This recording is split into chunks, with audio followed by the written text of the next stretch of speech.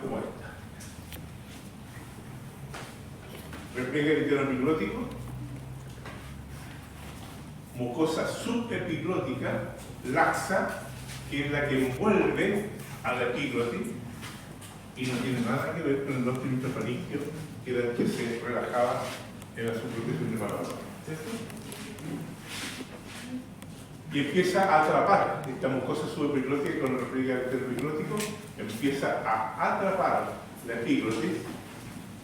Ahí está metida la punta de la epiglotis, quedando finalmente así. Obviamente que esto en un caballo, los últimos 200 metros, es absolutamente perjudicial porque no puede respirar porque tiene la mitad de aire que tiene normalmente. ¿Ok? Bueno, produce un ruido inspiratorio y expiratorio. Puede ser permanente en raro, o sea, raro en mi experiencia, mi experiencia es raro que sea permanente, generalmente es intermitente y generalmente detectable por porque produce un colapso.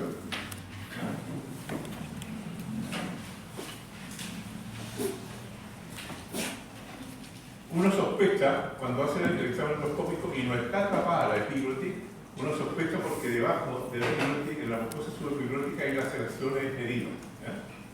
Y se puede sospechar del cuadro. Fíjese ya en esa imagen.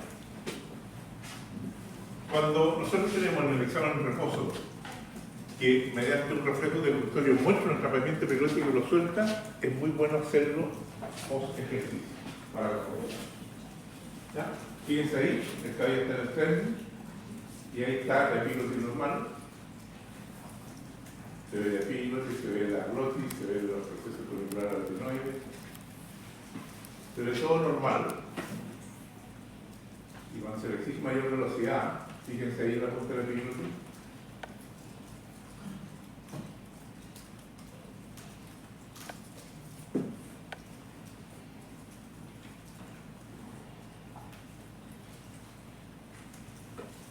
Ahí está todo. ¿Se fijan?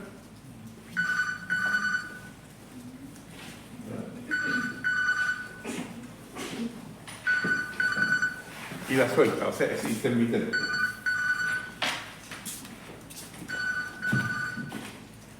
Y ahí suelta la epiglotis en ese momento, ¿ya? Y no es permanente, sino que es algo absolutamente intermitente. Eso es lo más frecuente, ¿ya? Desgraciadamente lo más frecuente, porque si fuera permanente lo vemos así. Esa es la imagen que nos da, esa es la imagen que nos da el tratamiento epiglótico. Esto es el otro intrafaringeo que yo mostraba en el anterior, epiglotis, procesos corniculados de la aritenoide. Y lo que ocurre es esto, fíjense en la epiglotis. La mucosa subepiglótica, esto es otro video muy bueno. ¿Se fijan? ¿Qué es lo que es esto? ¿Qué es lo que está en blanco así con puntitos?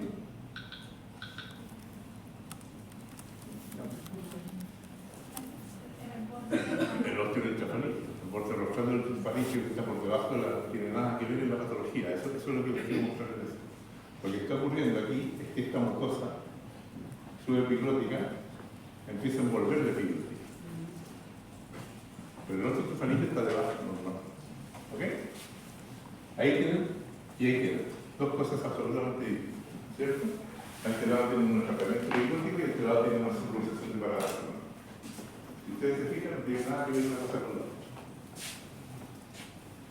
Este es el caballito que nos llegó, un caballito que nos llegó que operamos no sé cuánto tiempo, no hace mucho.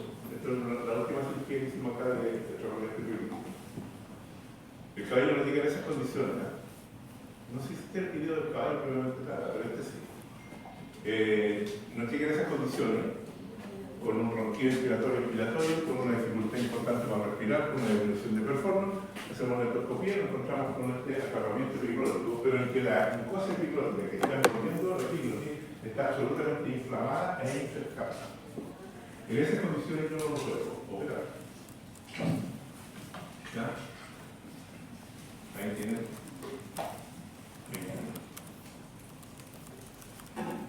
Hay causas idiopáticas que no lo produce el cuadro, digamos.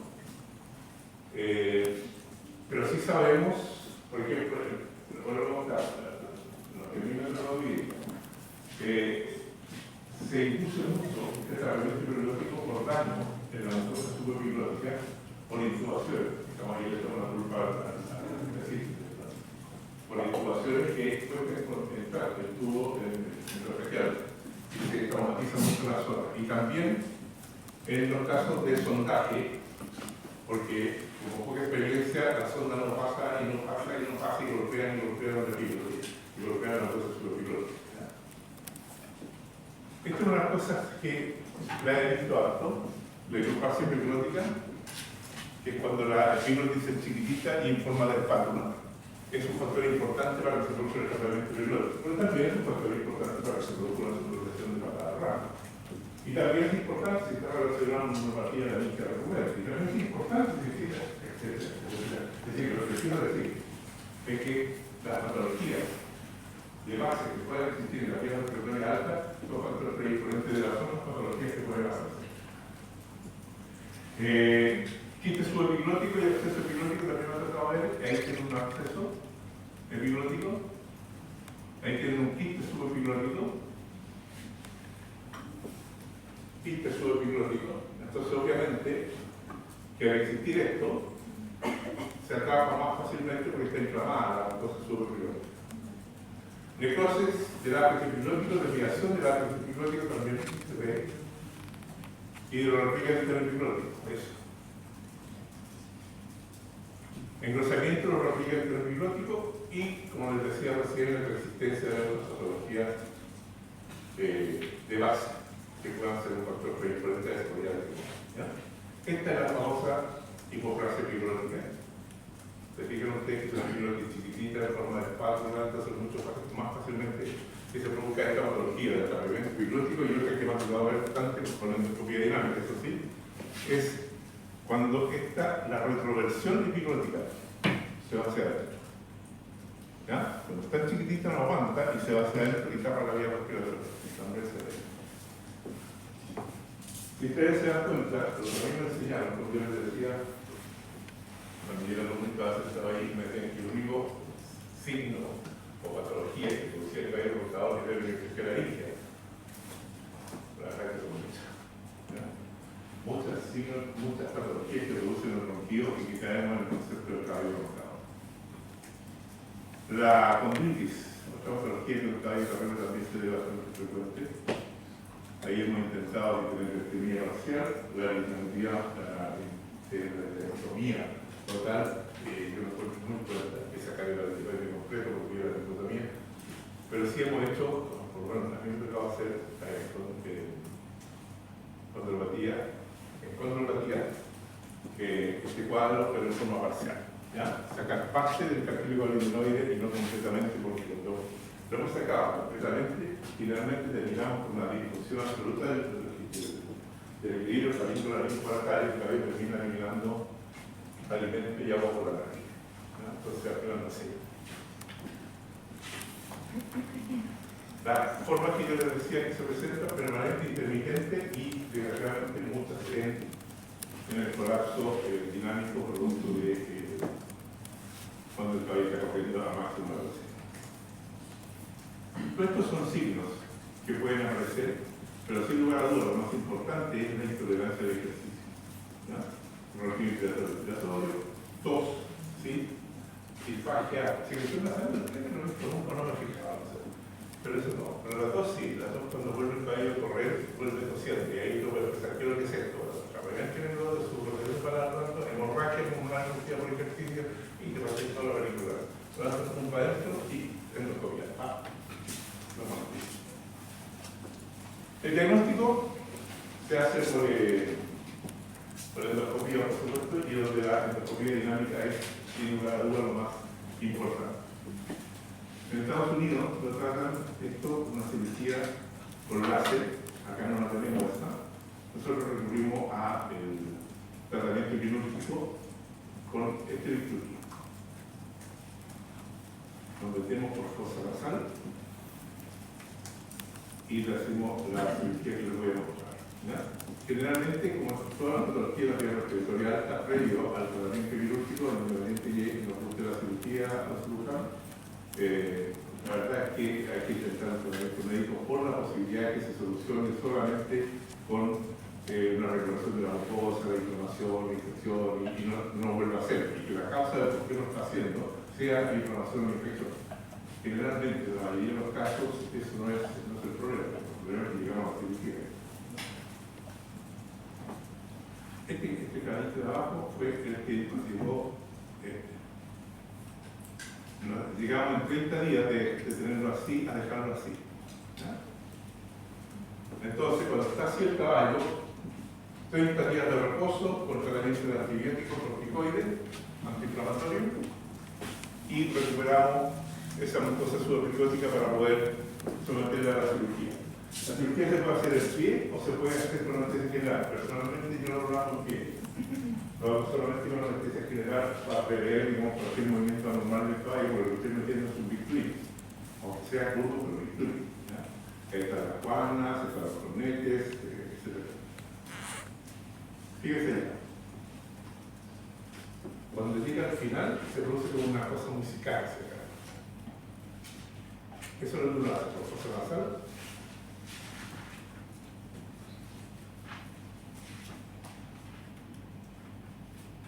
Hace la inspiración de la mucosa y libera la epiglotis. Por eso le digo que prefiero hacerlo con anestesia general. Me da más tranquilidad. Y al cortarse es como un sonido musical.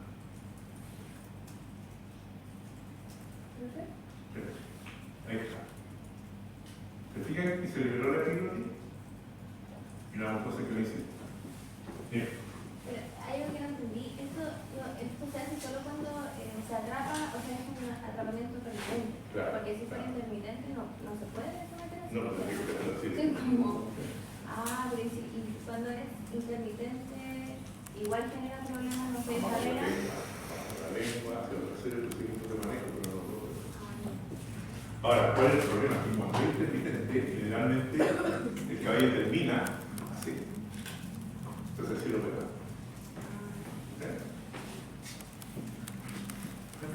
Entonces, cuando es intermitente, vas a tener constantemente atrapado la subapiglótis sobre la epiglotis, no es permanente.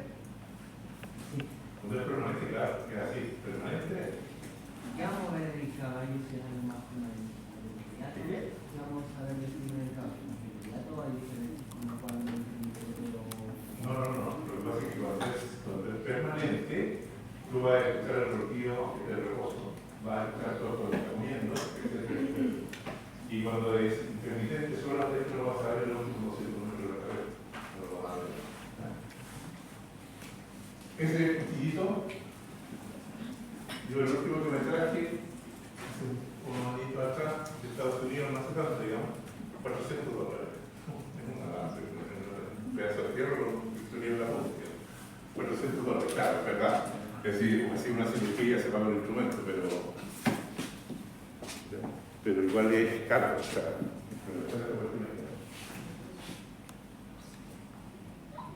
¿ese es el concepto?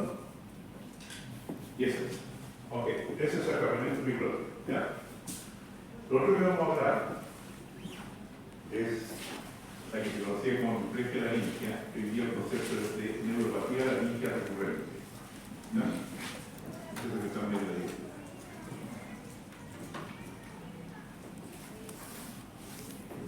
¿Estamos?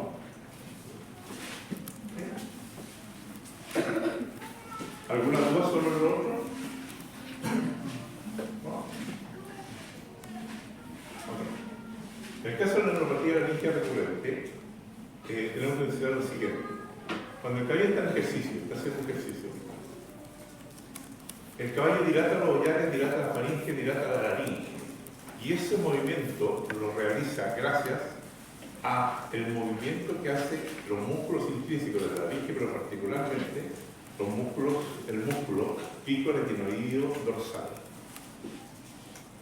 Porque es el responsable de tirar el retinoide y tirar la cuerda vocal para que se produzca la abducción que el caballo pueda respirar.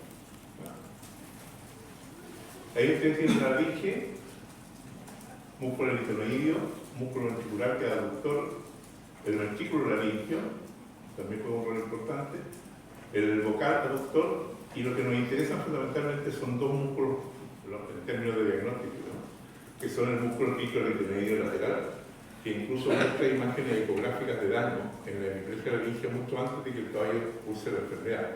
Y posteriormente, por supuesto, el aritenoideo dorsal. Ok. Existen dos formas de presentación de la hemiplegia laringea. Vamos a llamar hemiplegia laringea. Una, que es la hemiplegia laringea idiopática izquierda, que es una axonopatía, que es ¿cómo se llama? Una polineuropatía, donde se produce una desmielinización de la fibra nerviosa.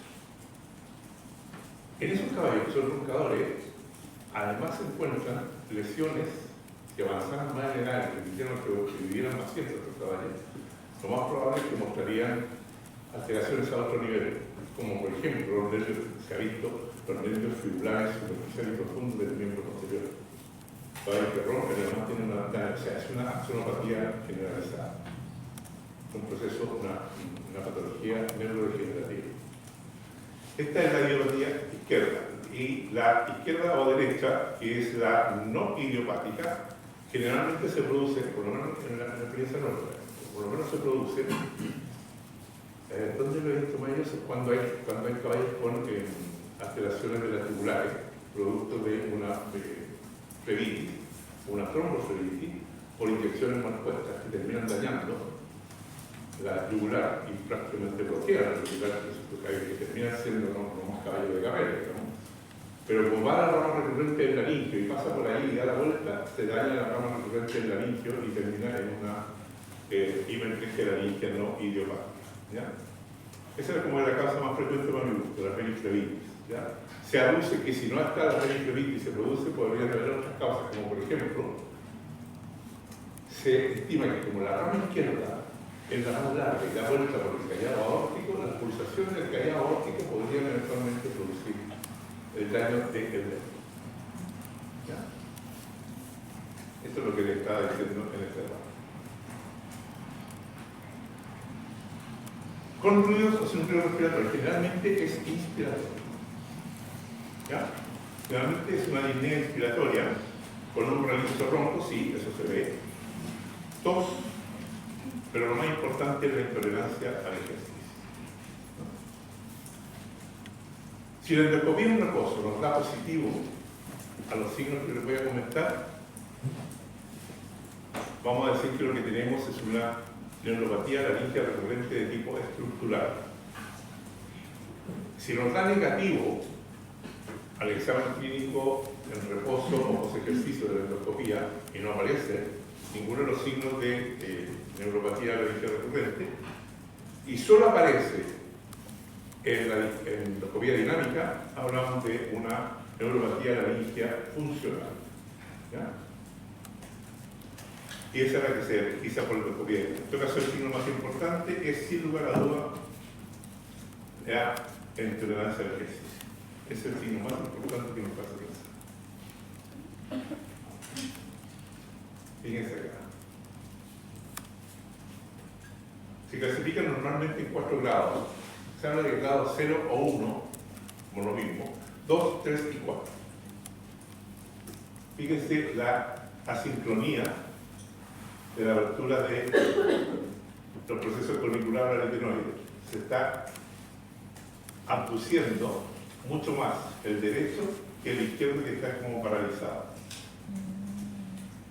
El problema de eso es que no solo disminuye el volumen,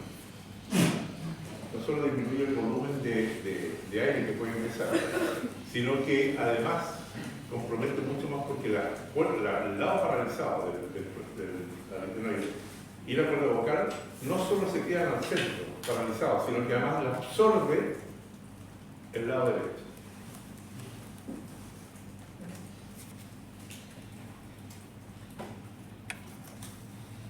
Fíjense ya. Miren cómo se cierra el espacio. ¿Fijan? Ok. Diagnóstico.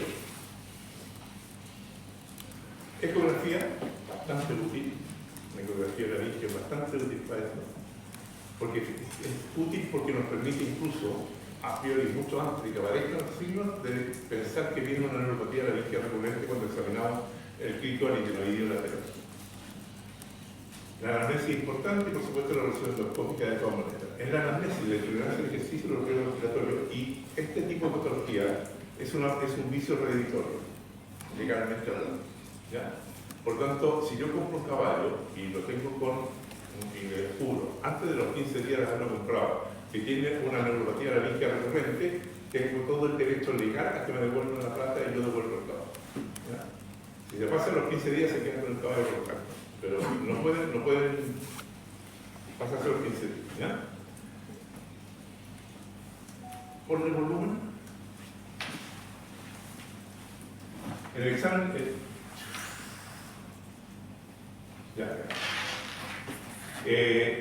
El examen clínico son las cosas que ya conversamos. Tapar la nariz, el golpecito, la palpación del adenoide, el tamaño de la arcada, etcétera, etcétera.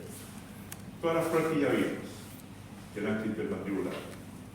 Esta prueba es súper importante, porque esta prueba consiste en que yo lo tomo de acá, coloco la mano sobre el pico retenido dorsal y llevo la cabeza hacia mí y el caballo me va a emitir parece un estornudo, pero es un ronquido. Ese es el ronquido que produce. ¿Ah?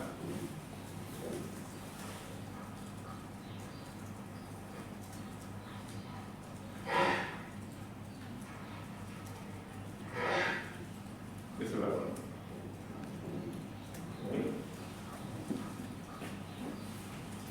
¿Está claro? Quítale.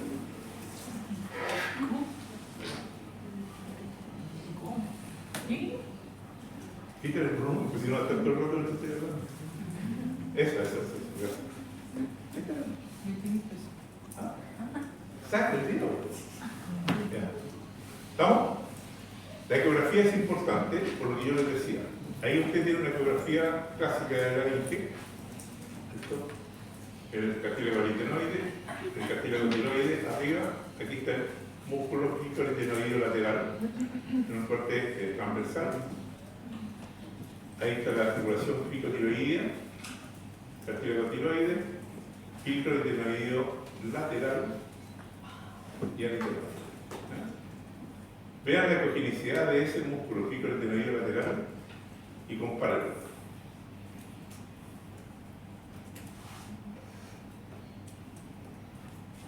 Eso es anormal y eso es normal. Hipocogénico, homogéneo, y esto tiene puntos de hiperecoicos blancos y absolutamente un patrón de soledad. Ese es un músculo pico-aritenoideo lateral dañado. Y lo que viene ahora es la expresión clínica del daño que todavía no detectamos en el pico-aritenoideo dorsal. ¿Está claro?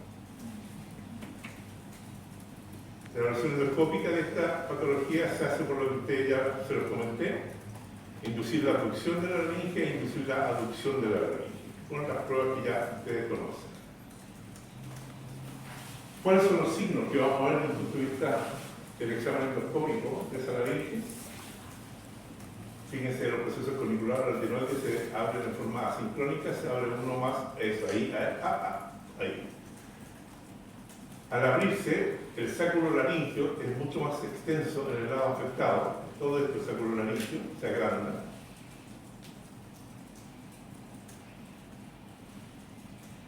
¿Fijan? Cuerdas vocales asimétricas.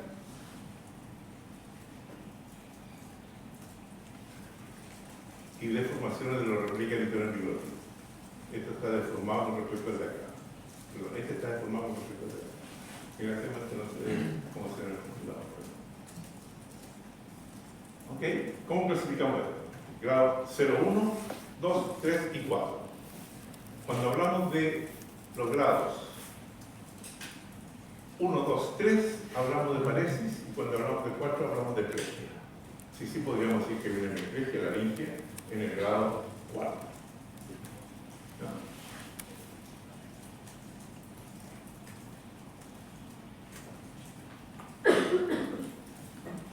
Ahora, eso es lo que es importante. importante, un grado nunca va a retroceder.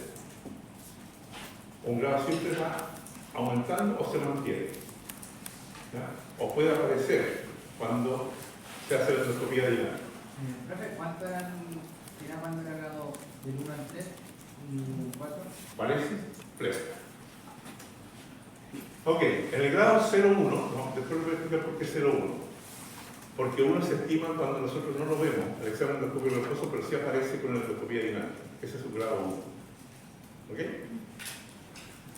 Ahora, cuando ambos cartílagos abducen sincrónicamente y completamente durante la respiración, estamos frente a un grado 0.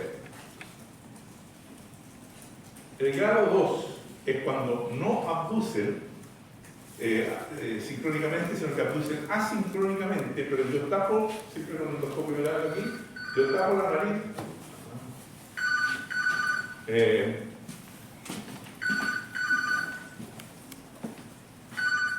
¿A alguien le interesa mostrarlo en claro? ¿No?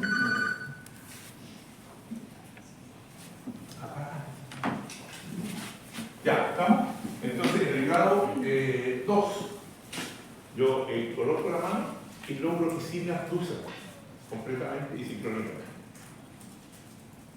En el grado 3, abduce asincrónicamente, coloco la mano para tapar la nariz y no logro que me abduzca sincrónicamente. Y el grado 4 está paralizado a hacer. ¿Ok? Grado 4, flexión.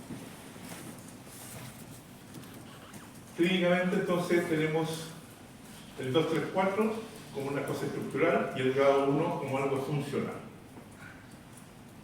No me voy a meter en el tratamiento porque el tratamiento es quirúrgico y como son clases de medicina, si algo me interesa en algún momento, lo voy a explicar para las que hemos hecho. Yo diría que tenemos como 75% probablemente. Hay un 25% que no nos resulta. Hay que decir las cosas como son. No, si todas las que yo veo resultan. No, no, una que ¿qué? Ah, claro. Es una apexia. Es una apexia en que propiedades. Tomo el proceso muscular de la aritmia, me llevo la apexia por debajo de los dos músculos y lo fijo al tiltoide. Entonces, al fijarlo, lo veo permanentemente así. Este que estaba paralizado, cuando respiraba estoy no hacía. En el museo que me hace. Pero lo que con la cirugía. Lo dejo fijo. Time back. Time back se llama. No, que sí, que tiene que estar saltando lo que. Se operan todos los grados. En el 1 igual, aunque sea. Es que ese es el tema. Ese es el tema. Espera. Ya, pero ese es el mismo, antibiótico, antiinflamatorio, típico. Y posteriormente hay varias técnicas que se pueden hacer. Una es la ventriculectomía, otra es la laringoplastia, se puede hacer una ventriculocortectomía, se puede hacer una elitenectomía, o lo que estaba en boca de los caballos, que no tiene sentido hacerlo nosotros, que es el injerto del pedículo neuromuscular. Es decir, llevar el pedículo neuromuscular al picoide, al litinoide, al músculo rígido dorsal. Y eso empieza a inervar. Hay que esperar hasta un año. Ningún caballo carrera le vamos a hacer esperar un año, digamos lo que pasa. Así que eso no se lo menciono como algo teórico. ¿Ya? ¿Qué más? Bueno, después de mi experiencia, o sea, en el fondo de seguridad, digamos, una buena experiencia. Yo hago esta y esta. La otra no. Le dije nada, o baja el volumen, o conteste y compre un plato. Yo te lo pago. Esto es lo que no me sirvió. ¿Ya? Hay otros cirujanos que me dicen, no, yo no me gusta, yo solamente esta, y yo hago solamente esta. Bueno, por muchos años lo único que hacíamos era esto, que no conocíamos todos. La laringoplastia con esta baja. La aplicación no lo conocíamos. Esto lo llevamos haciendo unos 30, 25 años, pero antes hacíamos. ¿No? El tratamiento es quirúrgico. En mi experiencia, y no tengo que ser la verdad absoluta, puede que tenga que yo estoy equivocado, lo que yo hago es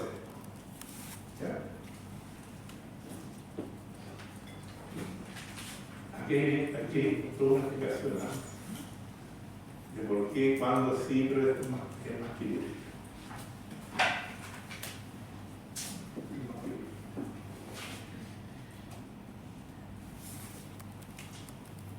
duda, pregunta.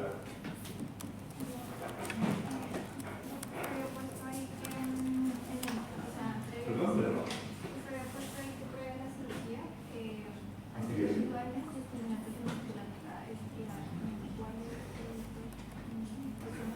Mira, esa es una cuestión que discutimos nosotros en Argentina, en la UBA,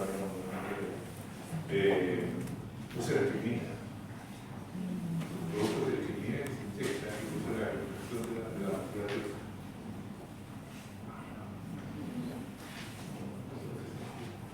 Es verdad que no se mantiene en el país, pero independiente de eso, no tiene mucho sentido. Son productos de disciplina.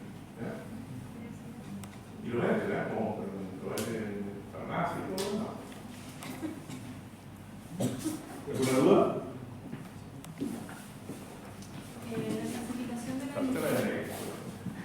En la clasificación de la iglesia, tratar las personas para ver el grado 3 queda de manera muy parcial. El grado 10 es la producción asincrónica. Y el color. Cuando lo coloca la mano y posee mayor presión, que a la izquierda, sigue siendo asíncrónico. A la diferencia del top, y con la palma, color. Esa es la diferencia entre los libros.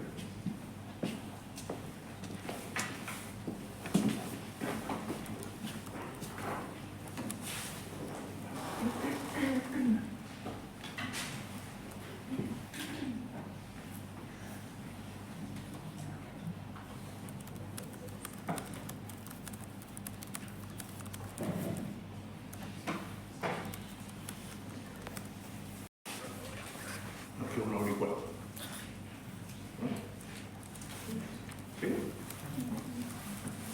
Eso no queda un hora y cuarto.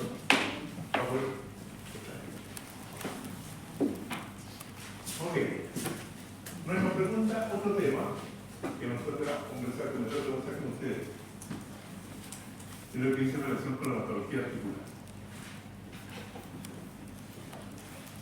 Cuando nosotros analizamos la posibilidad de evaluar un síndrome de mala performance o mal rendimiento,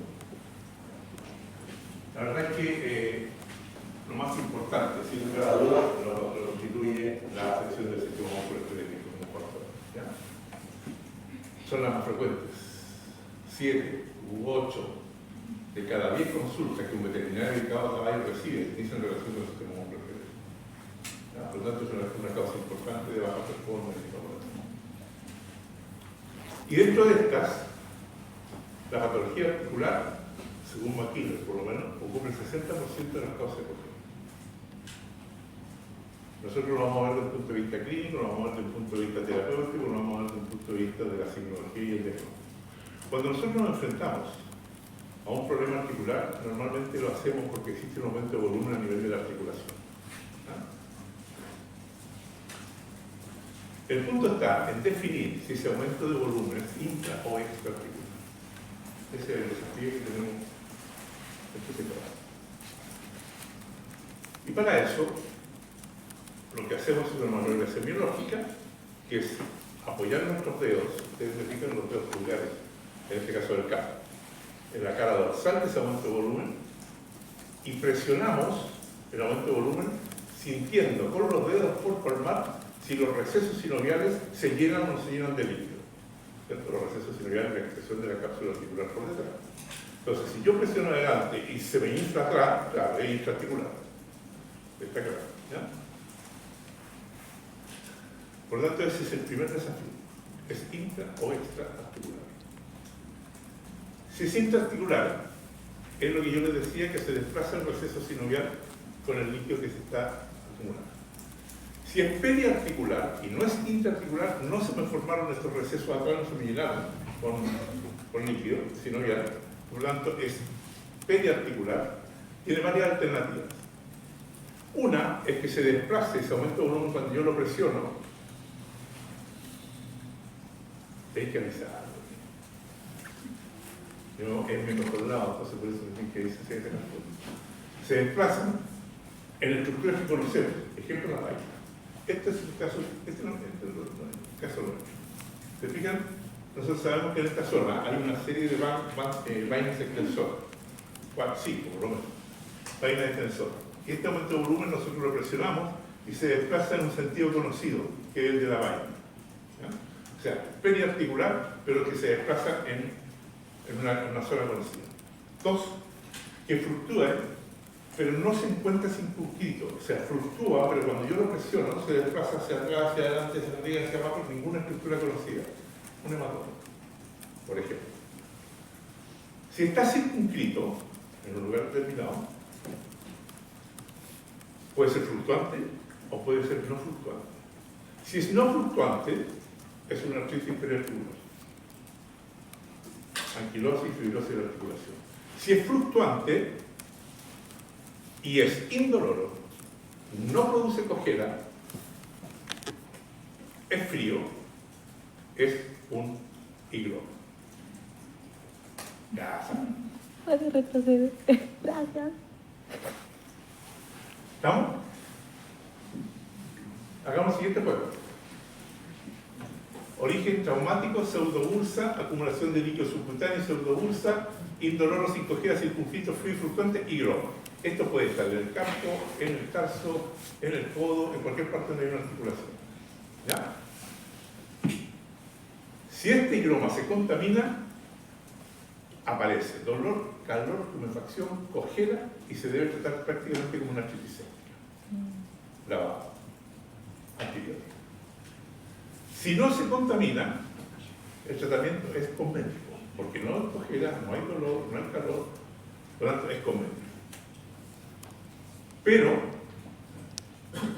si no se contamina, puede ser agudo o puede ser crónico.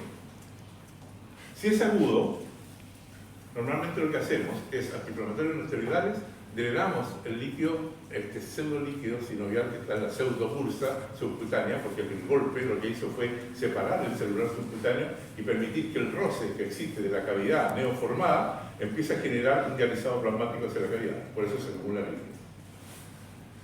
Un vendaje compresivo, teniendo cuidado siempre con el accesorio si se trata del campo, con el hueso accesorio, y corticoides. Drenamos, digamos, corticoides. El problema es, vuelvo a insistir, en la experiencia de uno, puede que uno esté equivocado, hay un porcentaje muy alto recibido. ¿Ya? Entonces eso hay que decírselo al dueño. En el crónico, el tratamiento es quirúrgico, definitivamente, previo a realizar una artrografía. Y es necesario hacer una artrografía con medio contraste, ladrillo, por ejemplo, porque, o cualquiera de los tratos, porque puede ser una hernia sinovial. Entonces, obviamente, no voy a drenar ni voy a operar una hernia sinovial y después me meto en la articulación, ¿cierto? Es extraarticular. ¿Ya? Si no es hernia, hacemos el drenaje por incisión quirúrgica, pero sacando todo el saco neoformado para que no se produzca recidiva. Vendaje compresivo, siempre cuidando el casco accesorio. Mantener el drenaje de Penrose por unos 15 días, más o menos. E igual tenemos un porcentaje importante de recidiva. ¿Ya? Es una opción cosmética, pero que al final hay que hacerla. Aquí tiene el codo. Esto es el típico del caballo cuando va corriendo, se golpea con sus patas en el codo. ¿Ya? Higloma del codo, higloma del tarso en la tuberosidad calcánea. Todo esto es fluctuante, así como esto le llaman la campana. Esto le llaman campana en el campo. Se puede decir, acá donde salían las campanas. Estas son las campanas. Típico del caballo pateador. Se cae con el metida en la ceguera y se enoja, porque y tira las patas. Esto es lo que forma la famosa higloma del tarso. Fluctuante y blanco.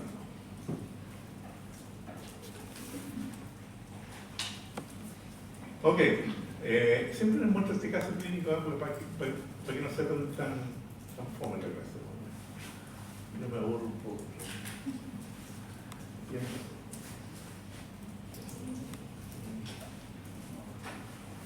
Vamos, nombre, propietario perequino, mulato, por sangre chileno, macho entero, 12 años, rodeo. Ejemplar fue comprado hace 6 meses y hace 4 meses comienza a cojear. La ubicación aumenta luego de realizar el ejercicio. Tratamiento previo ketoprofeno. Eso es puesto por el propietario, un antiinflamatorio en nuestra orina. Se aborda el caballo y aquí tienen que recurrir a su conocimiento de semiología. ¿Ya? Al paso. Las cojeras no se evalúan al paso, pero es bueno verlo de todas maneras como complemento. Las cojeras siempre se evalúan al trono, a menos que el caballo se pueda mover, no lo vamos a hacer en maldad, pero si el caballo se mueve, cojea cuando se mueve, se evalúan al trono. Ella sabía algo, seguramente no tiene tanta experiencia en ver cojeras, ¿no? Al trote.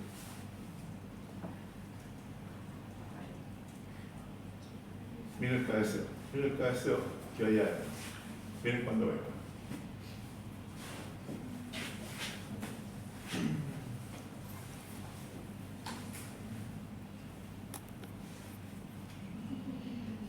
¿Ven dónde la cogea?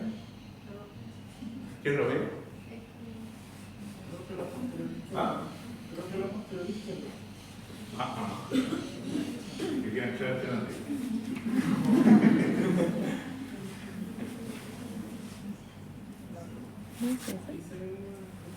La grupa está pareja. La grupa está pareja y hay un pequeño nivel de compensación por lo que está ocurriendo en las manos. Prueba del nudo. Aumentó la cojera, ¿no? Vean cuando viene de vuelta.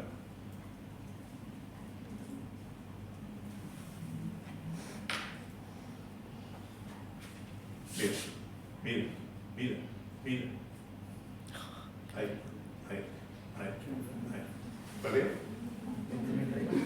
Miembro anterior izquierdo, ¿cierto? ¿No lo vieron? ¿De nuevo? Nos dio la prueba del nudo positivo, pero con un error. Escuchen esto que es importante. Hizo la prueba tomando la punta del casco. ¿Qué significa eso? Que tomó nudo y tomó nudo y tomó cefagigaita. Ese fue un error del veterinario. En este caso el veterinario era antes de ser Leo Rey.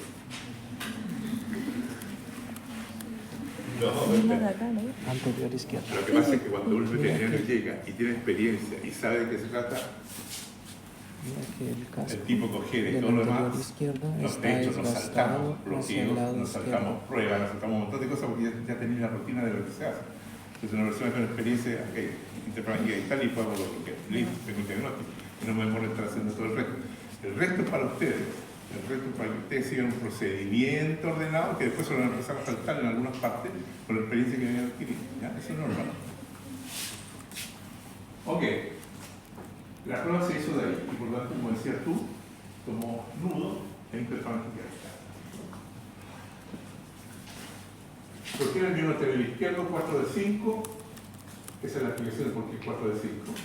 En frío y en caliente, al paso y al trote, prueba de test fisiológico tomando el pie desde el dedo positiva, bloqueo del nervio palmar distal propio negativo. ¿Ok? Bloqueo abaxial palmar alto negativo. Esto lo vieron en semiología, ¿cierto? Eso lo manejan sin problema. Hay unos apuntes también en la biblioteca. Hay unos apuntes en la biblioteca. ¿Sí o no? Sí. Hay como 15 ejemplares de ese apunte. Se llama bloqueos anestésicos diagnóstico del sistema musculoesquelético del equipo. Son 15 libros que hay, así que lo pueden sacar. ¿Ya? Y el bloqueo 4 puntos bajos, positivo. ¿Estamos? O sea, ya uno como que podría empezar a... Estuvo mal hecha la prueba de interfalangial distal sin hacer nudo, no. En este momento, eso más probable que el veterinario con la experiencia que tiene ya sabía. ya estaba viendo dónde estaba el problema y lo corrobora con esto. ¿Dónde está el problema? Con los 4 puntos bajos.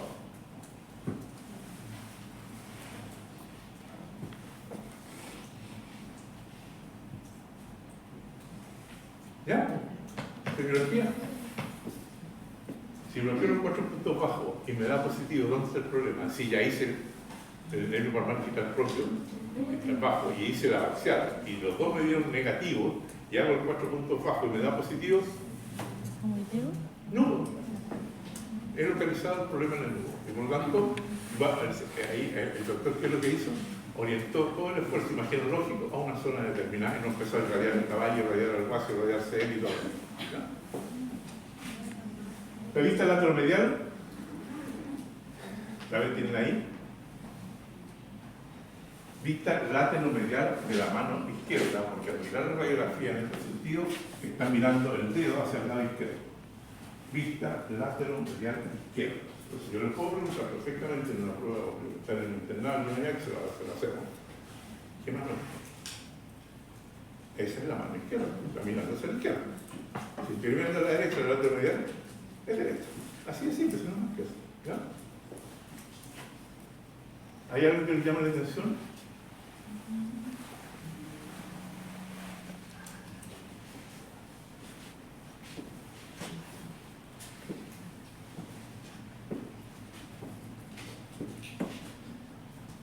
¿Sí? ¿Quién quiere opinar? Diga. Ya, si no pasa nada. Lo que tiene la pregunta. ¿Ah? Lo que tiene la pregunta. Tiene que decir el diagnóstico. ¿Qué es lo que observas en esa radiografía de la lateralidad? ¿Algo que te llame la atención? Bueno, ustedes no tenían la figura. ¿Sí? ¿En alguna parte? Pero no para esto, no para explicar. Creo que ahí, muy continuo en la parte craneal, ¿no? ¿Ah? En la parte craneal, más bajito, bajar. Ahí. Esa es la normal como referencia. Y eso es la anormal. ¿Cierto? Aquí hay dos cosas importantes que nos llaman la atención al tiro. Uno, una mineralización distrófica en la zona recta sagital, que lo más probable es que esté cruzando una sinovitis bilionodular. Eso es como que lo ve así. No cachan ustedes, pero bueno. La idea es la siguiente, sí. Primero hay que hacer la forma ordenada, revisando. Hay una cosa que llama la atención al tiro, que es lo que tú dijiste, pero igual hay que seguir un protocolo. ¿Qué me llama la atención de esto? Una rugosidad importante en la cresta sagital. Ahí hay una mineralización distrófica. Ahí está ocurriendo algún grado de pesopatía, es decir, de mineralización de la zona de inserción de la cápsula. Cualquier cosa que no entiendan me la preguntan, por favor, no se queden callados, ¿ya? Ninguna pregunta es tonta, no piensen eso. Hay respuestas imbéciles de la gente que cree que la sabe todo. Pero la pregunta ninguna es tonta, y si no se lo van a pasar no tienen por qué saberlo y no pueden preguntar y aprender, porque ya aprendemos todo. Así que no tengan miedo de preguntar, ¿cómo ya? Una medición distrófica. Entonces, cuando existe eso, generalmente cuando uno entra con el artroscopio, lo que se encuentra es una sinovitis bilionodular, que es una proliferación de la membrana sinovial. Eso es, no, eso. ¿Ya? Pero además llama la atención lo que decía acá el doctor. Aquí tenemos el borde periarticular anormal, donde estamos detectando una puntita. Esa puntita, les voy adelantando, se llama osteofito. Un osteofito, ¿cierto? Pero además, se ve como un osteofito, pero a lo mejor es un fragmento osteocondral, es una fractura, tipo chica, tipo esquílica. Pequeña fracturita, ¿ya? Pero en todo caso, la presencia de un osteofito más la presencia de una mineralización distrófica ya me está orientando a que lo que está ocurriendo aquí es una osteoartritis o una osteoartrosis. ¿Ya? Ahora, la dorsolateral palmar-medial. Aquí, por ejemplo, yo no les puedo preguntar ni en el internado, ni ahora, ni nunca, qué mano es. Lo que les tengo que decir yo es qué mano es, y ustedes me tienen que decir qué vista es. Eso sí. Esta vista, ¿por qué en la mano izquierda? Ahí se lo dije. si es la mano izquierda y sigue mirando hacia el lado izquierdo, esta es la única posibilidad que sea una vista dorso-lateral pálmaro-medial. Es decir, dorso-lateral, en que el equipo lo ubico como dorso-lateral al caballo, oblicuo, y el chasis lo pongo por medial y pálmaro. Dorso-lateral, pálmaro-medial. Y aquí sí se ve, ¿cierto?, que en esa zona, que es la zona que se despeja, el osteofito y el fragmento fragmento osteo. Ahí está. Y ahí está la vista de referencia normal. De un caballo nada que ver, o sea, de un caballo como referencia. La dorso medial, pálmaro lateral, es decir, que coloco el equipo por medial, dorso medial por delante del caballo, pero por medial del caballo, ¿cierto? Quiero la mano izquierda, el caballo parado, quito la cabeza, muy bien, quito la derecha, ¿cierto? Dorso medial, y el chasis lo tienes tú. Pálmaro lateral. ¿Estamos? ¿Ok? Y en esa no se ve nada. O sea, está ubicado en un punto muy estricto entre el osteofito y el fragmento osteoconcal. Y eso para nosotros, cuando hacíamos solamente artrotomía y no hacíamos artroscopía, era fundamental saber. Porque el espacio que teníamos para entrar, para sacar el fragmento osteoconcal era este, no teníamos ningún espacio más moderno adentro. Con el artroscopio nosotros nos metemos y viajamos por la articulación, así que exactamente el mismo donde esté, pero lo resaltamos. Dorso palmar, esta es la referencia, y esta es la del caballo del caso clínico. Quiero que vean.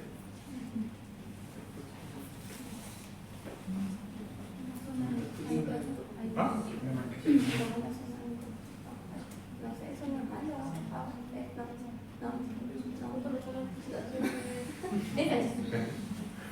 Eso no es normal, ¿cierto? Ese es un quiste subcontrario. O sea, por la radiografía y por la clínica yo tengo el diagnóstico. Que aquel doctor que hizo el caso no lo tenía el clínico, porque la radiografía y lo hizo. Osteocondritis, bueno, osteocondrosis y osteoartritis u osteoartrosis. O sea, tiene las dos patologías. Exactamente probable que como la osteocondrosis es una enfermedad de desarrollo que se produce durante la ossificación mitocondrial, es muy probable que esa osteocondrosis llevó a la osteoartrosis. ¿No? En la secuencia. Ahí está. Quiste subcondral como parte de un fracción. De ahí vamos a discutir si es osteocondrosis o no. Existen diferentes clasificaciones. Ahí está la teoría. ¿Vamos? ¿Duda? ¿Alguna duda? ¿No? ¿Está todo correcto? Ok, gano entonces el concepto de la presidencia. No me quedó claro en la diapositiva donde explicas lo de los bloqueos para identificar a dónde es la lesión. Ah, ok. Lo que se hace es que se hicieron tres bloqueos. Uno que es bajo, digital bajo, que agarra el nervio palmar digital propio y que toma todo lo que es el talón y la suela. Yo negativo. O sea, no está en el talón ni está en la suela. Bajo la axial, pero lo hago más arriba, pero me toma la rama dorsal del nervio palmar digital propio. La rama dorsal, y me toma todo lo que es la apófisis extensora, la inserción del extensor más el corión dorsal. O sea, es decir, Yo negativo. se hace el bloqueo y se hace el movimiento. No. Se hace el bloqueo y se pone a correr el caballo, se pone a trotar el caballo. ¿Desaparece o no desaparece la corriente? O se modifica, son las tres alternativas. Se modifica, quiere decir que hay otro componente más en otro lugar. Desaparece, o sea, localiza el dolor. O no desaparece, sigo buscando. Y no pasó, sigo buscando. Ya con los 4 puntos que más arriba, por arribita del nudo, en la rama del nervio metacarpal lateral, metacarpal medial, más el nervio palmar digital propio, pero común, lateralmente. Esos 4 puntos me bloquean todos los del nudo hacia abajo. Como ya tenía bloqueado desde distal hasta el nudo, sin incluir al nudo, lo único que me queda. ¿Me sigue? Ya. Bueno, la patología articular es una patología súper importante. Le decía que, o por lo menos Matuca, lo dice que el 60% de las patologías están relacionadas con la articulación. Por lo tanto, es súper importante, digamos, valorarla. Y es importante valorarla porque ni en los humanos, ni en los caballos, tenemos tratamiento. Los que tenemos artrosis, por la edad, digamos, ¿o no? ¿Sí o no? ¿Cómo que sí? No, pero tienen una abuelita, un tío que tiene artrosis, ¿o no? ¿Quién es lo de la edad? Ahora, en los caballos no tenemos claro, se lo voy a mencionar, en los humanos existe un factor de la debilidad alto. En los caballos no se ha estudiado, o no se ha detectado. Entonces no lo podemos atribuir, pero yo no lo descartaría, porque efectivamente el caballo con osteoartrosis, hijos de la lengua no sé cuánto, entonces pareciera ser que también hay infarto.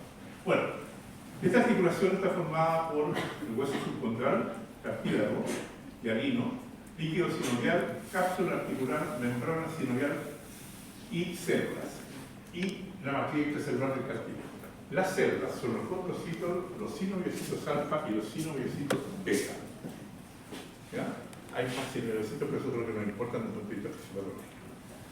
Y la matriz extracelular es la sustancia fundamental que está formada por mucopolisacáridos, que son glicoproteínas y ¿cómo se llama? Glicosaminoglicanas. Las glicosaminoglicanas son unidades repetidas de disacáridos. Pero esa es la estructura, más o menos, de la matriz extracelular. Las fibras son colágeno y son elásticas, pero fundamentalmente colágeno de tipo 2. Es tremendamente dolorosa la patología articular si comprometemos los tejidos que tienen inervación. Es decir, todos menos el cartílago. ¿Cuál es el problema? Que la patología empieza por el cartílago. Entonces, cuando los caballos nos manifiesta que tienen una osteoartrosis, ya está. Porque no nos dijo antes que le dolía. Mientras se estaba destruyendo la matriz que se lo descartila porque no se recupera, no nos dijo nada. ¿No? Ese líquido sinovial, que es el otro componente que también es importante en la articulación, es importante tanto de lubricar la articulación fundamental, ¿no? Porque establece un coeficiente de fricción en la articulación, y de eliminar residuos catabólicos y lubricar. De las características de ese líquido sinovial, en términos de cantidad y calidad, es fundamental para que se mantenga una circulación sana. Una forma de probar la calidad del ácido hialurónico es administrar unas gotitas de ácido acético en una muestra de líquido sinovial y ver cómo coagula. Y de acuerdo al grado de coagulación que tenga, es el grado de polimerización, es decir, calidad del ácido hialurónico que están produciendo los sinoviocitos beta. Grado 1, 2, 3 y 4, siendo el 1 el mejor, compacto, siendo el 4 el peor, que se digrega absolutamente en el ácido acético. El aglicán es esta estructura que forma la matriz celular donde el ácido hialurónico que se produce actúa como core central para que se unan las glicoproteínas y los mucopolisacáridos. Eso es el aglicán. Esta es una muestra, es una prueba práctica de terreno, que es tomar una muestra de líquido sinovial y separar los dedos. Tiene que separarse por lo menos 2,5 centímetros sin romperse para que tenga una, podemos entender si tiene una buena fluidización del ácido hialurónico. Si se rompe antes, está muy ahogado. Cuando nos enfrentamos a un problema articular, tenemos un problema que puede ser inflamatorio, degenerativo o, que es lo más frecuente, inflamatorio y degenerativo. Cuando es inflamatorio, podemos tener un proceso séptico o un proceso ascendente. Cuando tenemos un proceso no séptico, lo que tenemos es una artritis. ¿Ya? Y donde está involucrado la membrana sinovial, la cápsula y los componentes que estén involucrados en la articulación, y por lo tanto tenemos también junto con la artritis coexistente una dendritis, sinovitis, lo que corresponda. Si es séptico, es una artritis séptica. Esta es una muchachita que nos llegó hace un tiempo atrás con una artritis séptica del tarso.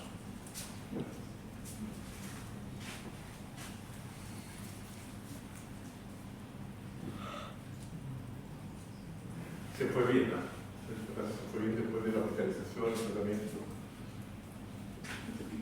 Te ubica el avión, que es un avión que el doctor de la Fuente, ¿ya? Hizo los lavados articulares que correspondían y todo, y al cabo de probablemente por las 3 semanas ya la muchachita estaba al lado de la mamá sin ningún problema.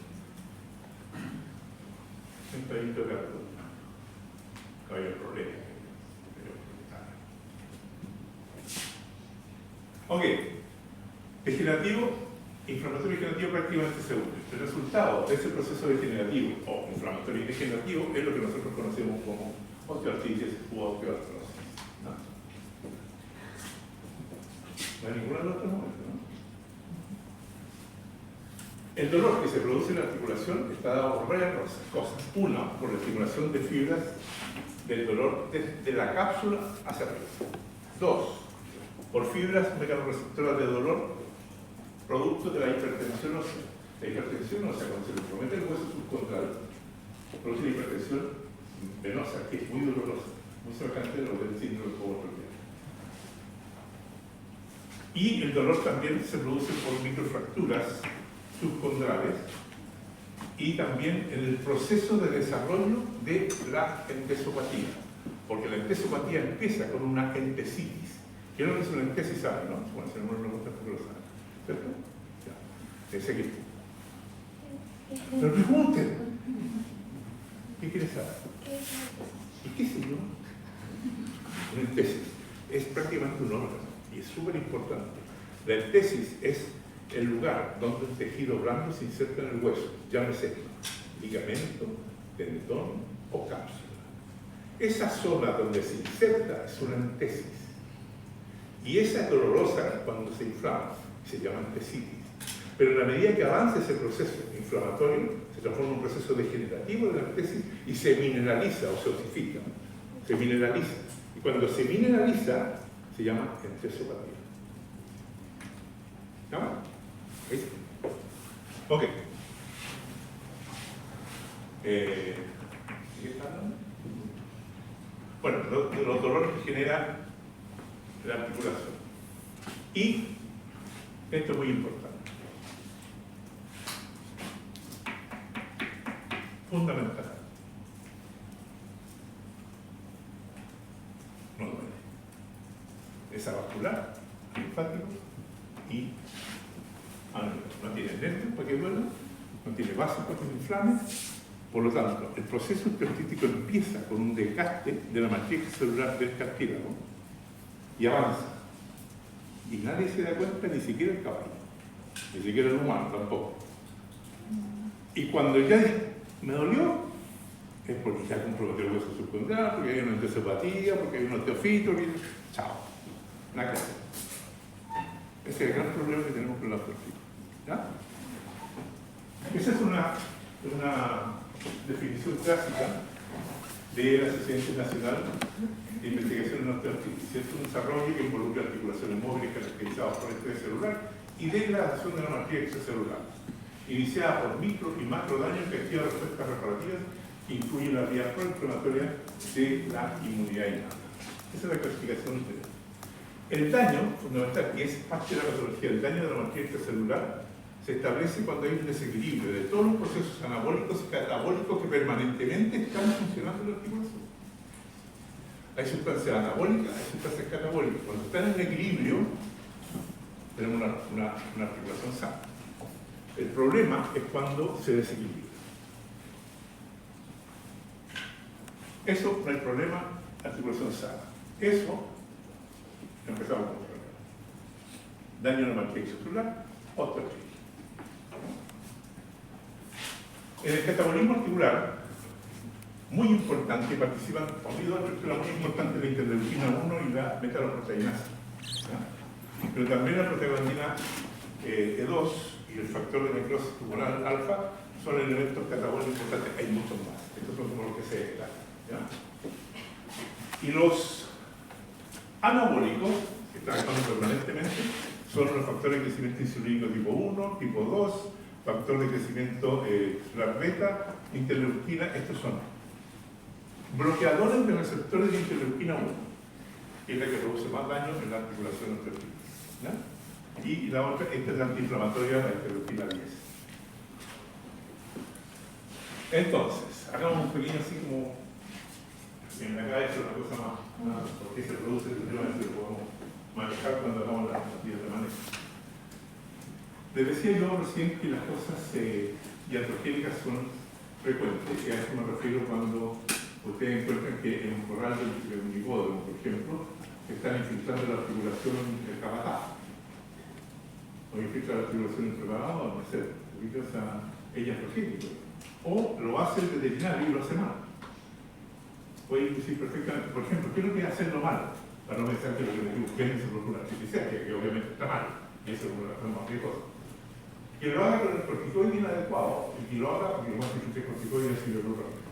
Porque lo haga con un corticoide inadecuado por un tiempo inadecuado y una dosis inadecuada. Eso induce una autopsia. Por lo tanto, es una causa iatrogénica. Y en el caso de las genéticas, como yo les decía, está en estudio. Yo creo que sí tiene que haber algo tiene que haber con respecto a las causas genéticas. Pero bueno, no está definido en el caballo. Lo que sí está definido en el caballo como causa de osteoartritis, osteoartrosis, eso es como sinónimo, lo entienden, ¿no? Osteoartritis o osteoartrosis. Osteoartritis es porque está el proceso inflamatorio y osteoartrosis es el proceso degenerativo. No, generalmente está inflamatorio y degenerativo resistente, con regularizaciones de lo agudo y o remisión de lo agudo. Entonces hablamos de osteoartritis o osteoartrosis como nombre. Sin lugar a duda, en el caballo la causa más importante son el trauma. Si bien es cierto, el trauma único de alta intensidad es un factor, sin lugar a duda, lo más importante de la génesis de esto es el trauma de baja intensidad repetitivo en el tiempo, ese es el TBIL, el TBIL.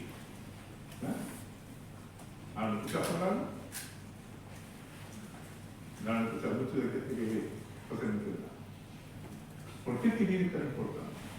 El TBIL es importante porque es ese trauma de baja intensidad pero que se repite en el tiempo. ¿Y cómo se produce eso?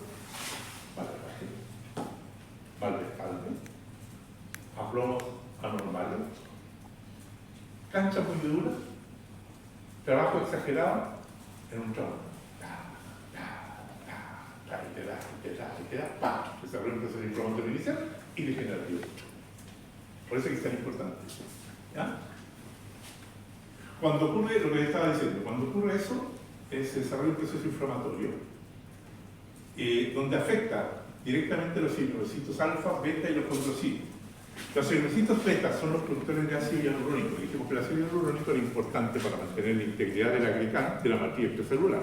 Si se mantiene firme la matriz extracelular y no se desgasta, no tenemos osteoartritis. Es cuando se destruye la matriz extracelular que llegamos al hueso subcontrol y todo el proceso degenerativo que ya les mencionaba. Por lo tanto, los cinogocitos beta, al producto de esta inflamación, dejan de producir ácido hialurónico en las cantidades y calidades que se requieren. Y cuando disminuye la cantidad de la síntesis de ácido hialurónico por parte de los cinogocitos beta, dado este TBIL,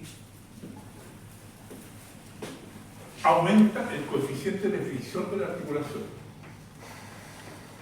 Y cuando aumenta el coeficiente de fricción, si la fricción es más fuerte de lo normal, ¿qué es lo que está ocurriendo?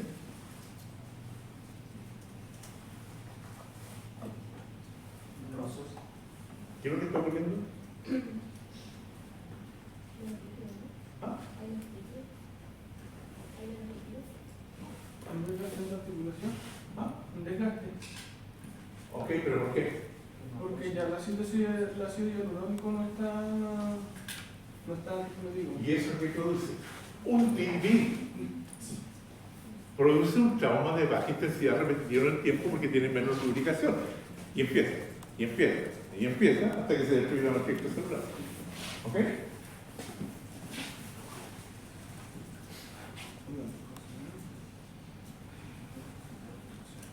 Los alfa y los condrocitos tienen en su interior una serie de enzimas colagenasas, tienen además citokina, tienen radicales libres que se producen, enzimas lisosomales y también aumenta la fosfata terpénica. Esas colagenasas, esas metaloproteinasas, son destructoras, la citoquina y todo, no están activas en los fibrocitos alfa, a menos que exista un proceso inflamatorio producto de un trauma de baja intensidad revertible. Y al activarse, entonces empiezan a actuar sobre la matriz extracelular, con pérdida de la matriz extracelular, compromiso del hueso subcondral, compromiso de la entesis, formación de entesofitos. Los osteofitos son estructuras óseas que se producen en el borde de la articulación como puntitos de lodo. Los entesofitos es lo mismo, pero en la zona del tejido blando. Son las estructuras del tendón de ligamento de la cápsula que se mineralizan y forman los piquitos de oro, pero en este caso de tejido blando, entesofito. Disminución del espacio articular, colapso articular, la formación de osteofitos y tenemos la osteoartritis u osteoporosis.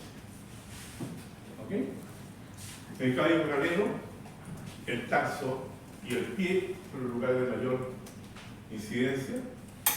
Caballo salto, tarso y nudo, y caballo carrera, campo y nudo, es donde más se ve, no significa que no se vea en la otra articulación, pero es donde más problema. Ahí hay un daño importante, ya no hay, miren aquí está el cartílago, aquí no hay cartílago, aquí hay daño ya del hueso subcondral. Esto si fuese un humano, prótesis. Se corta y se ponen los platillos tibiales de nuevo, porque aquí no hay nada que hacer. ¿No? El diagnóstico lo hacemos por los signos, por el examen clínico, por el examen de líquido sinovial.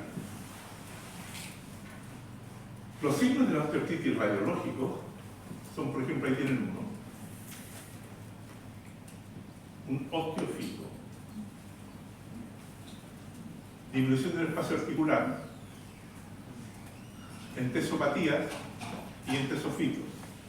Entesopatía, mineralización de la inserción de la cápsula, y entesofitos, que son esos piquitos del oro del tejido blando, no del tejido óseo. Aquí se ven osteofitos, aquí se ve fragmentos subcontrales.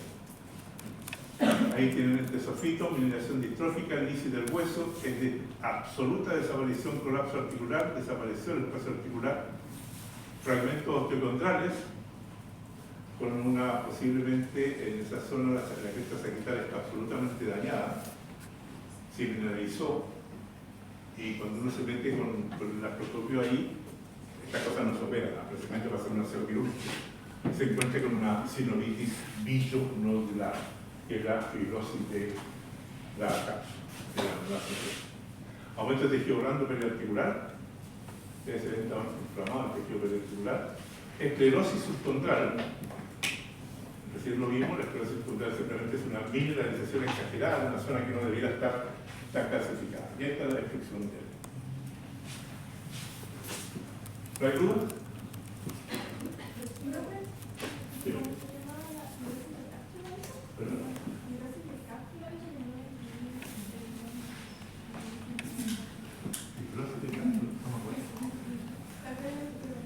Era la... Perdón el contexto, ¿eh? ¿Cuándo te lo dije? La última vez, porque sí lo dijo. ¿Qué dije?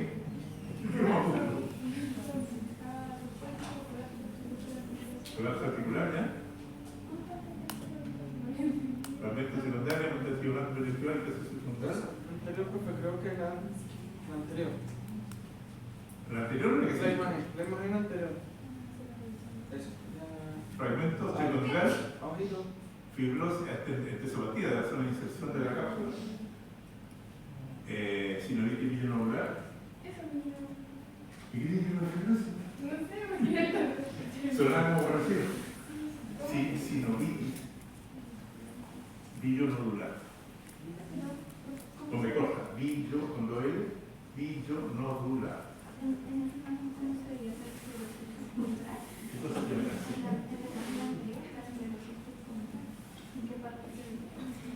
¿La esclerosis? ¿Qué escuchaste,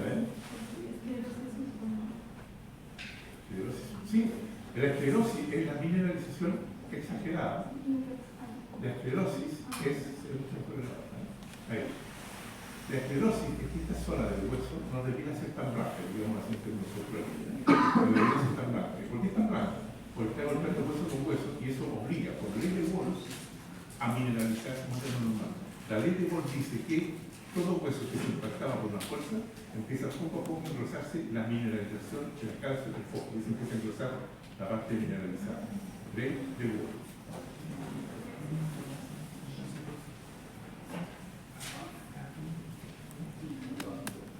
No. Ya, vamos, al líquido sinovial. El líquido sinovial también no tiene información. El líquido sinovial es transparente, amarillito, sin flóculos, sin nada, ni sangre. Si aparece un líquido sinovial turbio, podemos entrar a pensar que efectivamente estamos frente a un aumento de celularidad. Y ese aumento de celularidad puede ser incluso un proceso séptico. Normalmente no coagula, viscosidad puede valorarse con la gota entre los dedos, como yo les decía anteriormente. Y es importante evaluar lo que son proteínas, leucocitos, neutrófilos y glucosa para poder establecer el grado de normalidad que tenga ese líquido sinovial.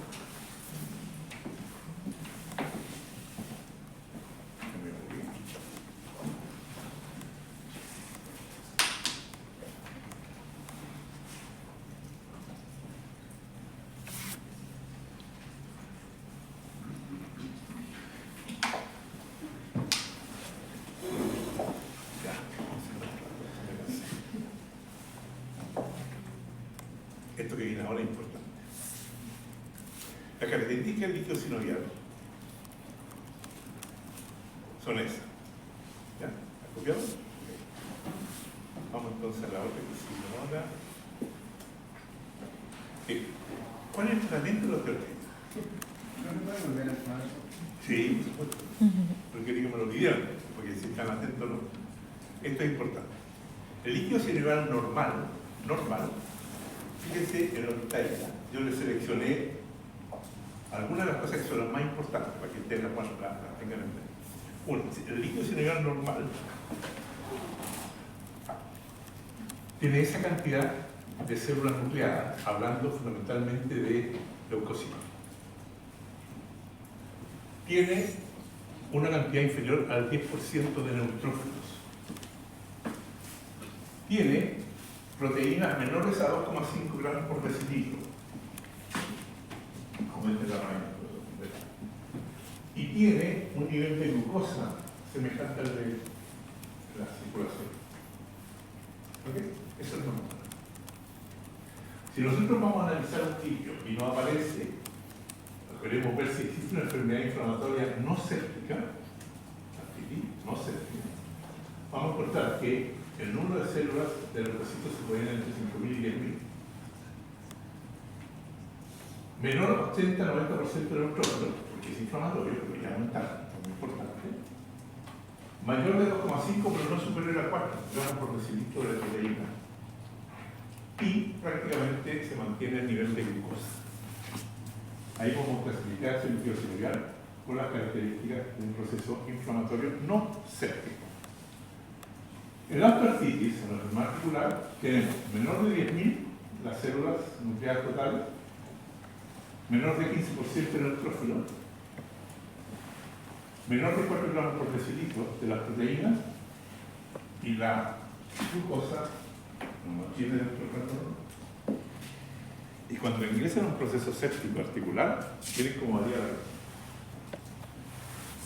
hasta 200.000 y más de leucocitos. Ya dice que 100.000 es patognomónico. No me gusta el término patognomónico, porque la verdad es que hoy día se cruzan muchas cosas fisiopatológicas, pero digamos que es muy indicativo de que estemos frente a un proceso infeccioso mayor de 100.000 de todas maneras. Si dijimos que para un proceso inflamatorio no séptico, la cantidad llegaba a 10.000, hay una alta diferencia. ¿Ya? Segundo, 80-90% de neutrófilos, incluso con cambios tóxicos. ¿Ya? Mayor a 4 y superior incluso a 8 gramos por decilitro de proteína. Y lo que llama mucho la atención es que la glucosa se nos va a menor de 20 ¿cómo se llama? Miligramos por decilitro. Proceso séptico. ¿Por qué? Porque las bacterias consumen la glucosa. Entonces es indicador de un proceso séptico.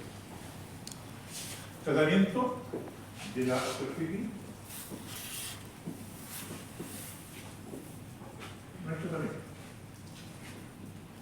Una vez que ya aparecen los signos, como les decía recién, ya siempre está arriba. ¿Verdad? Como siempre está ardido, pero lo único que hacemos son medidas paliativas. ¿No?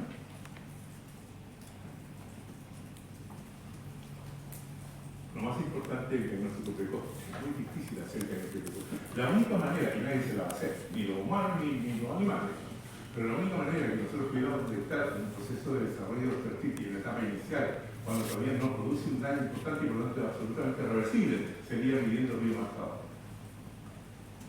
Que es la medicina del futuro, digamos, seguramente en 30 años más, 50 años más. Ahí estaré.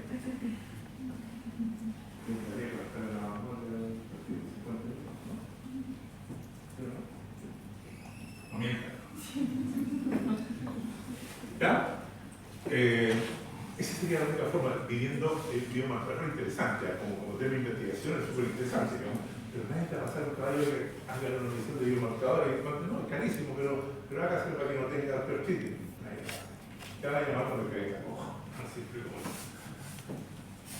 el manejo, modificación del tipo de trabajo y los medicamentos intraarticulares, como manejamos los cuadros de osteoartritis de vida.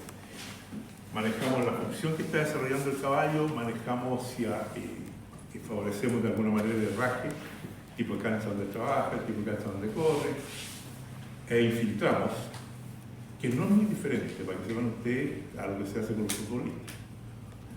Los futbolistas, muchos futbolistas a los 45 años, a los 50 años no tienen rodillas, tienen que ponerse prótesis, porque lo han infiltrado para poder jugar cualquier cantidad de tiempo. Bueno, con los caballos se hace exactamente lo mismo. Ahora, el punto está que los caballos de doping, ¿no? Y yo creo que los futbolistas también, es doping, pero trabajan, el sistema trabaja con el filo. ¿Cuánto tiempo antes de puedo colocar este corticoide sin que aparezca en el doping? Y me alivia la articulación. Desgraciadamente es así. No debiera ser así porque es muy poco de tiempo. Pero el sistema se maneja así. Entonces tengo que contar, porque después no me dijeron nunca que era así. Fármacos solo actúan en forma sintomática, son los corticoides. Algunos dicen que los corticoides podrían, yo tengo mi duda y es discutible y es conversable, que algunos corticoides como la calcinolona podrían tener un efecto condroprotector. Depende de la dosis, depende del día que lo ponga, cuántas veces lo ponga, depende del grado de daño, depende de la edad animal, porque hay que hacer un condroprotector, por lo tanto lo dejamos. Hay una serie de terapias en nuestra artritis que se hacen, pero la verdad es que al final ustedes van a ver que terminamos inyectando alfacentesis de corticoides y de ácido hialurónico, pero pueden usar glicosaminoglicano inyectable para mejorar. Bueno, aquí tenemos también una discusión. Yo, la verdad es que las veces que he realizado artroscopía, yo dejo a los caballos con ultracéuticos, glucosamina bastante. ¿Y por qué? Porque eso mejora la articulación. No, la verdad es que no hay ningún trabajo serio que me diga que eso que yo estoy inyectando de forma exógena es capaz de incorporarse a la magia exógena. No existe. Pero sí lo hemos visto, y ¿saben qué? Lo mismo sucede en los humanos. Pero esto es nutracéutico, el castillo de coachiburón, lo que tienen condiciones más de uso relleno. Son analgésicos. Producen un grado de analgesia y de mejorar la parte clínica del dolor. Entonces, cuando se hace una artroscopía, por lo menos en mi caso, sí, hay que dejarlo con glucosamina bastante porque va a dar por 3 meses, 6 meses. Me dice, no sé, pero si ponemos una moneda, no. Sí. Ese es el nivel de los receptores. Bueno, la glucosamina inyectable, el IDAR, que es un bloqueador de los receptores de receptores de interleuquina 1, que se hace de suero autólogo del mismo animal, no se mete en este como conocimiento cultural. Pero yo le voy a decir con lo que tiene que hacer. Stem cell y PRP, plasma rico en plaqueta, son experimentales. En la articulación son experimentales. Dura neurocéptica, lo que yo les comentaba recién, el ácido hialurónico, estos que son los bifonatos, para disminuir la actividad geográfica cuando existe el sitio de hueso. Todo esto teóricamente se puede, ¿ya? Tiene su costo y todo lo demás, pero no presentan resultados maravillosos, como para decir, ¿sabes qué? Pongámosle oso, que vale como 900.000 pesos el tratamiento del medicamento. prácticamente 1 millón de pesos, ¿vale? Pongámosle el francés, que es el otro, que es el bueno, que tiene aceite hidrológico. No sé. Tengo mi duda. Hasta el momento lo que terminamos haciendo es eso. Poner a funcionar el caballo con mejorando el herraje y aplicando una terapia de corticoide local y siempre con el siguiente predicamento: la menor dosis posible y el menor número de veces posible, y tercero, poner el reposo adecuado post inyección de al menos 30 días. Esa tríada ha dado forma ética de la aplicación de corticoide. Cuando nos llega un caballo, nosotros tenemos que infiltrar. O por ejemplo, el tocino, digamos, de la fuente, lo mismo, es decir, se infiltra mucho caballo, digamos, en el proceso articular. Porque es la manera de ponernos a funcionar sobre lesiones que ya son irreversibles. Infiltramos un caballo, después del sistema de la isca, se infiltra un caballo y el caballo está sin cojera para meses. A los 4 meses llega cojo. Infiltramos caballo. Es una buena. Y bueno, los 3 años no me infiltraron. Un mes sin cojo. O sea, ¿por cuántas veces infiltraron?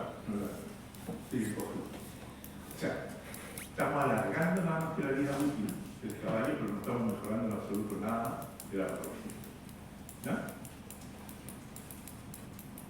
Ácido hialurónico de esa forma y corticoide, siendo el corticoide más usado, fundamentalmente por la forma química que tiene, la triamcinolona.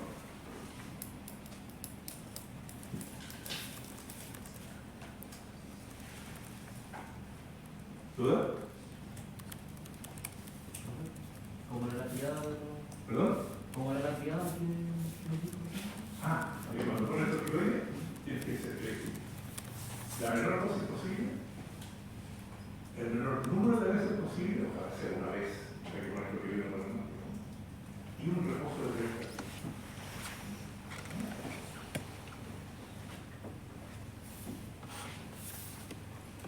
¿Una pregunta y una duda? ¿Cómo funciona el trasplante de líquido sinovial? El trasplante de líquido sinovial es el ácido hialurónico del pobre. Cuando tú tienes un caballito que no tiene para comprar ácido hialurónico y todo, si lo hacíamos, no sé. Y sacar el líquido sinovial de una articulación sana y se la colonia de la articulación. Un poquito. Pero sí, sobre todo cuando los recetarios no son de alta alcurnia, digamos, de por día. Trasplante de líquido sinovial. ¿Funciona? Sí, pero pedidos muy acotados por corticoides. No es lo mismo que el polímero mental que venden en los farmacéuticos. El lavado articular es una alternativa, pero lo importante es que la osteoartritis no se opera. ¿Okay? Pero el lavado articular, en una osteoartritis se elimina del litro encima de los humanos, silotina, todo lo que está haciendo y limpia un poco la articulación. Si después lo dejan con ácido hialurónico, podría prolongar un poquitito la vida. Estoy buscando cosas. Los herrajes correctivos, fundamentalmente el concepto es que el herraje correctivo debe aliviar el paso del animal y repercutir lo menos posible con ese trauma sobre la zona que está más dañada. ¿Ah? ¿Qué significa eso? Que si yo quiero disminuir la presión sobre una estructura básica que está dañada, por ejemplo, una osteoartritis de tarso, que es el caballo corralero, que se produce por medial, debo colocar una herradura delgada por medial y la herradura normal por el lado lateral. Es el concepto al revés de lo que nosotros hacemos con el herraje cuando tenemos patologías de tejido blando. Perfecto. Entonces, para la patología de tejido blando es, como por ejemplo, me acuerdo de la tratamiento para la artritis, tiene que ver también con el herraje. No es No.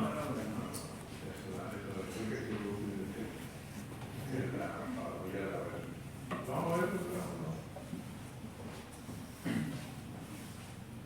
¿Estamos claros con ese concepto? Es importante. Esta es una artroscopía que si te dicen, quiero que mover el caballo, que este es el fragmento, ¿no? Este es el fragmento anticondral de la fractura. Tú deberías decirle que este es un ejercicio, ¿qué es lo que estamos haciendo ahí en ese video? Lo que estamos haciendo en ese video es un aseo quirúrgico. Pero que no crea el dueño que le estamos operando su patología, pero la patología no tiene cirugía indicada. ¿No? Entonces lo que hacemos ahí es limpiar, sacar toda esta cantidad de fibrina y todo lo que existe y sacar el fragmento anticondral que se constituye en un tití, de la manera que está dentro. Pero ese caballo es aliviarlo para que se vaya a la resolución. Es aliviarlo para que dejarlo como bajo. Pero la osteoartritis no se opera. ¿Okay?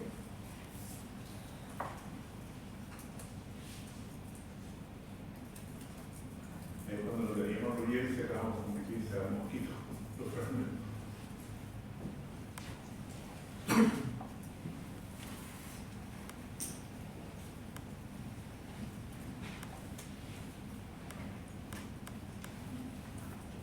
Ahí va la mosquito.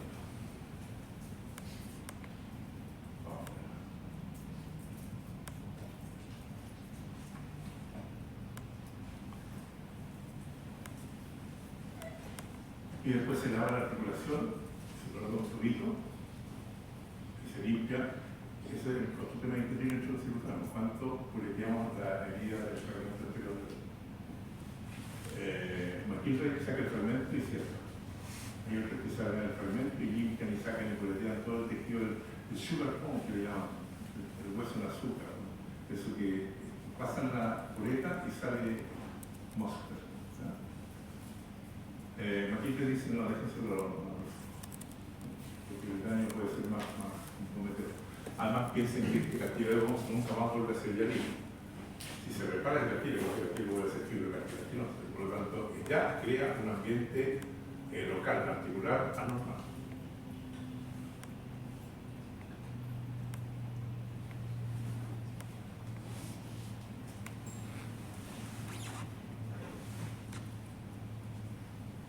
Una solución para eliminar el dolor en la organización humana en la columna es la artrodesis. La artrodesis es la aplicación de una articulación quirúrgica.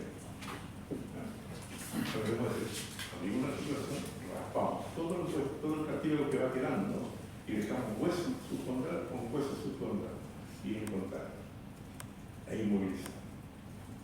Al poner hueso subcondral con hueso en contacto se mineraliza. Y esto se transforma en un solo hueso. Esto es un solo hueso.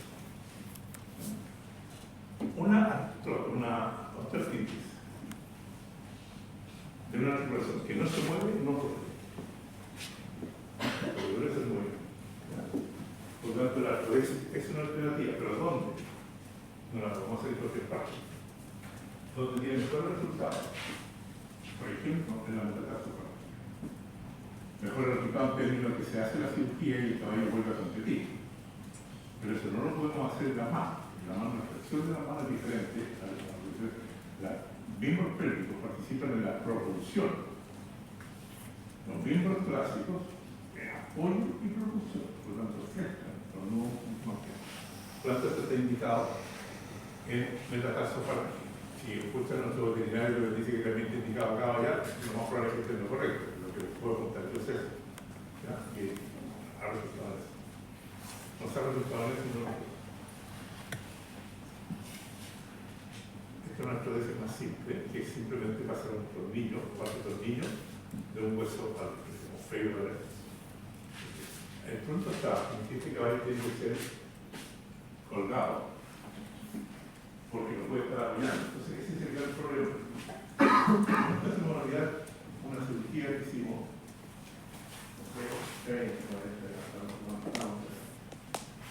incluso lo sé con los amigos que eran médicos humanos de El Salvador. Trabajamos en esa época, trabajamos en endovenosa, no había casa. Como no había casa para caballos, era endovenosa y nos demorábamos aproximadamente. No sé cómo se nos murió el caballo en la creo que fue alrededor de 8 horas operados. Lo que nos conseguimos fue una fractura de metatarso, una otra. Y colocamos una placa de compresión dinámica con tornillo. ¿No? Y Y para eso tuvimos que conseguir una placa genérico de fémur, porque había de caballo, de fémur humano, como lo más grande que podíamos encontrar era fémur humano.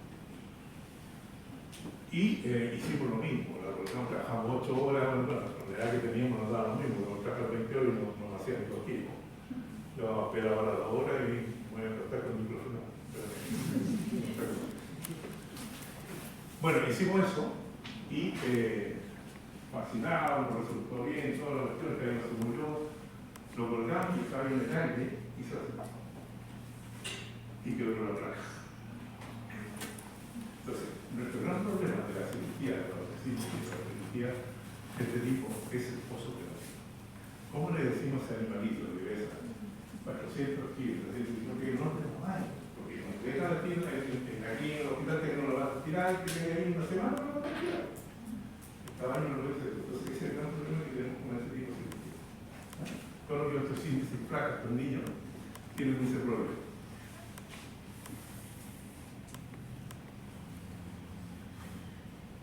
No, ¿verdad? No se me iba a decir que no, se está ahí esperando y te preguntar. Ya, dudas, preguntas, consultas, terminamos la próxima clase cuando empecemos el próximo la misma. ¿Hay alguna duda?